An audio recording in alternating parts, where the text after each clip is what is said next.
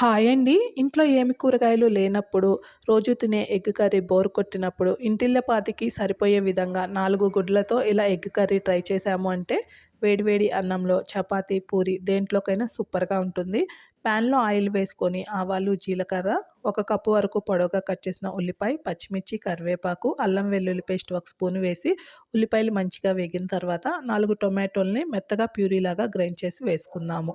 ఇప్పుడు 4 ఉడికించిన గుడ్లని ఎగ్ వైట్‌ని ఇలా పొడవుగా కట్ చేసుకొని పెట్టుకోవాలి. టొమాటో మొత్తము మగ్గిపోయి ఆయిల్ సెపరేట్ అవుతున్నప్పుడు ఈ వైట్‌ని వేసి మెల్లిగా విరగకుండా కదుపుకోవాలి అండి. దీంట్లో పసుపు, రుచికి తగినంత కారము, ధనియాల పొడి, జీలకర్ర పొడి, ఒక స్పూన్ గరం మసాలా వేసి కూర కాస్త లూజ్ కావడానికి కొన్ని వాటర్ వేసి లాస్ట్‌లో కట్ చేసిన కొత్తిమీర వేసేసి ఎగ్ యొక్‌ని వేసేస్తే రుచికరమైన ఎగ్ మసాలా రెడీ. నచ్చితే ఒక లైక్ చేసి ఛానల్‌ని సబ్స్క్రైబ్ చేసి సపోర్ట్ చేయండి. Thank you.